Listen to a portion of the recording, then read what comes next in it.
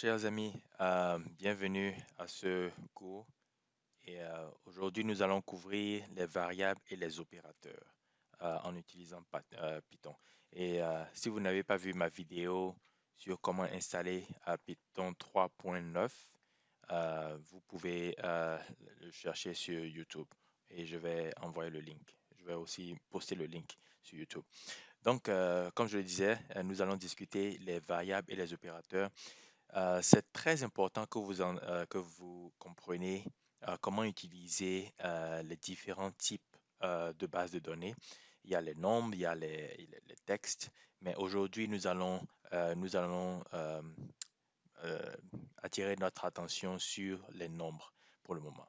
La première chose que je veux vous dire, c'est à propos et, des, euh, de la syntaxe. La syntaxe, si vous voulez appeler, si vous voulez nommer une variable, je peux mettre x égale à 10. OK?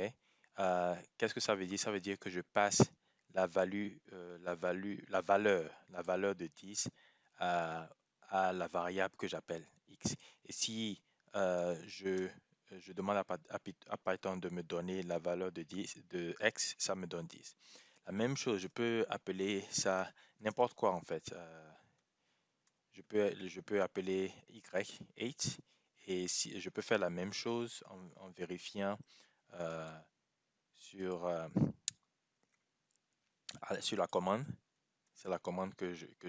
La commande, c'est utilisé le plus souvent pour vérifier le code et vérifier que tout marche bien. OK? Il y a encore une autre méthode de, de, euh, de passement de valeur.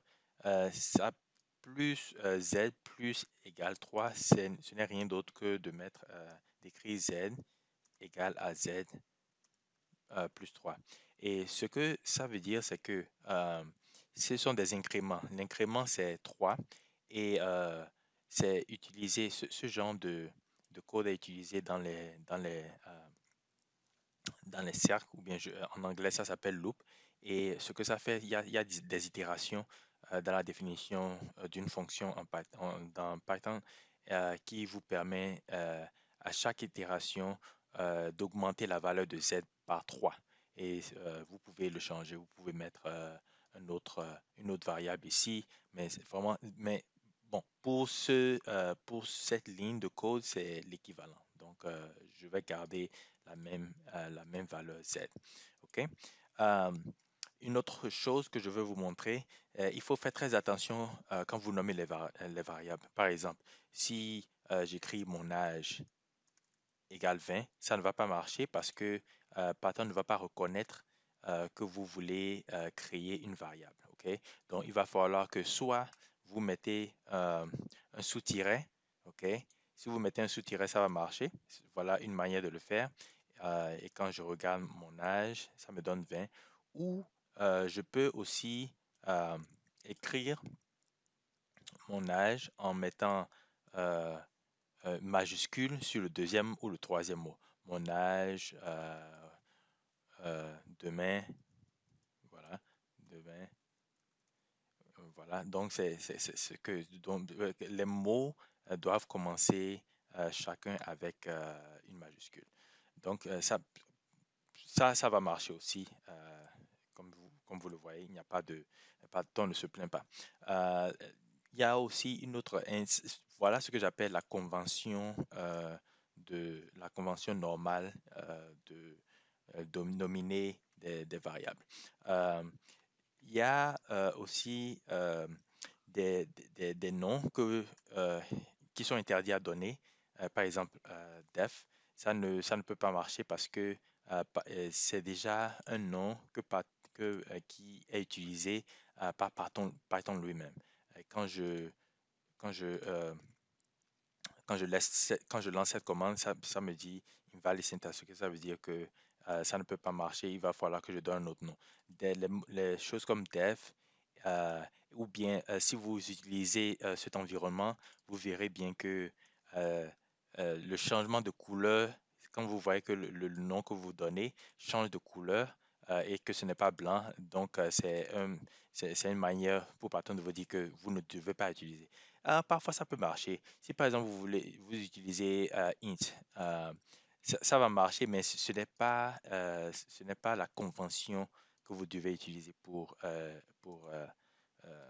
nommer une variable en Python, bien que ça marche, OK? Euh, il y a aussi, si je veux, je peux nommer plusieurs variables en même temps sur la même ligne. Par exemple, je peux écrire x égale 10 et y égale 8. Et ça va marcher. Euh, si je le fais, bon, changeons, je mettrai 100 et 80. OK? Et quand je crée ça, si je demande de me donner X, ça va me donner 100. Et si je demande de me donner Y, ça va me donner 80. Donc voilà, ça marche bien. Euh, il y a aussi l'ordre des opérations. Et vous devez avoir appris ça en mathématiques simples, en algèbre peut-être, euh, au cours peut-être au cours secondaire, au cours primaire. Mais vous allez apprendre ça. Et en fait, c'est quoi? C'est en arithmétique ou en algèbre, il y a un ordre pour effectuer des opérations. Par exemple, si je fais x qui est 100 plus y qui est 80, je crois, y qui est 80 euh, multiplié par z qui est 2, voilà. En fait, ce qui va se passer, c'est que comme en arithmétique, Python va d'abord multiplier 80 par 2, qui est la valeur de z, ok? Et, euh, le résultat sera ajouté à x. Voilà, en fait. Et pour mettre, comment dire, la lecture de Python plus simple, généralement, ce qu'ils font, c'est qu'ils mettent, il n'y a pas d'espace entre les deux et il y a de l'espace entre le résultat et la troisième valeur qui doit être ajoutée. Donc, c'est comme ça que les programmeurs programment. OK? Mais ça n'a pas d'importance. Vous pouvez aussi faire la même chose. C'est plus lisible. Vous faites la lecture du code plus lisible quand vous faites ça. Et en fait, si vous connaissez la valeur, ça va vous donner 260 parce que 80 multiplié par 2, ça, c'est 160. 160 plus 100, ça vous donne 260. Non, maintenant, il y a aussi une autre option. Si vous voulez, si vous insistez pour avoir d'abord la somme avant la multiplication, ce que vous pouvez faire, c'est d'ajouter une parenthèse euh, entre x et 80, ajouter une parenthèse entre x et 80, et après la parenthèse, le résultat que vous avez, ce qui fait 80 plus 80, non, 100 plus 80, ça fait 180, et 180 multiplié par 2, ça vous donne 360. Non. Donc, le résultat de 180 sera multiplié par 2 et ça va vous donner 360. OK? Euh, et il y a plusieurs autres sortes d'opérations que vous pouvez effectuer. Par exemple, l'opération d'exponent. L'exponent ou bien à la puissance.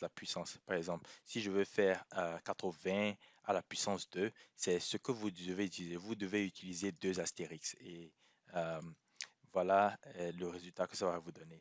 Mais je vous dis que c'est très dangereux d'utiliser le chapeau, ok? Le chapeau parce que ça donne des résultats inattendus. Et le chapeau, c'est pour une autre sorte d'opération qui s'appelle bitwise, ce dont je ne suis pas très familier, mais il faut vraiment éviter. Si vous voulez donner la puissance, vous devez utiliser un double astérisque, ok? Euh, donc, euh, et la prochaine chose dont je veux parler, c'est la division. La division, vous pouvez faire y divisé par faisons y divisé par z, par exemple, ok? Et c'est le signe que vous devez utiliser pour la division. Et quand vous le faites, hop, je ne sais pas ce qui se passe ici. Je vais devoir stopper ça. Y divisé par Z, ça doit me donner 40. OK? Euh, donc voilà, et c'est la division. Et il y a euh, un autre, une autre opération qui s'appelle modulo. Euh, Modulo vous donne le résultat de la division, le résultat du reste d'une division. Par exemple, si vous voulez, si j'appelle par exemple Y39, Y39 et Z2, je veux savoir quel est le reste, quel est le reste de la division entre 39 et 2. Et 39 et 2, je ne crois pas. euh, non, 39 et 2. So, laissez-moi voir. Euh, oh, j'ai fait Y equals 80. OK. Je dois d'abord effectuer cette. OK. Y égale 30, égale 39. Et si je fais Y divisé par Z, le reste doit me donner 1. Parce que 39 divisé par 2, en fait, c'est 14. Oh non, je ne sais même plus comment faire les mathématiques, mais vous savez, 38 divisé par 2, ça vous donne un nombre et le reste, c'est 39. OK? So, quand je fais, par exemple, 39 divisé par 2, ça me donne 19,5. Et si, par exemple, je multiplie 19 par 2, ça me donne 38 et le reste me donne 1, en fait. Donc, voilà. Et la dernière opération, c'est ce qu'on appelle la division euh, pour obtenir un nombre. Donc, si par exemple vous faites euh, 39 euh, divisé par z, au lieu de vous donner 19,5, ça va vous donner 19 tout court. Et c'est parce que ça dépend vraiment de ce que vous voulez faire en fait. Et parfois, on veut le résultat de notre division de nous donner seulement un nombre sans décimaux, ou bien on veut avoir un décimaux. Ben, voilà, donc vous avez tous les genres d'opérations euh, en, en utilisant Python. Et c'était pour vous montrer comment nommer les variables et utiliser les opérateurs en Python. Et merci de regarder cette vidéo et à la prochaine pour euh, plus de, euh, plus, plus de cours en Python sur YouTube. Merci beaucoup. Bye.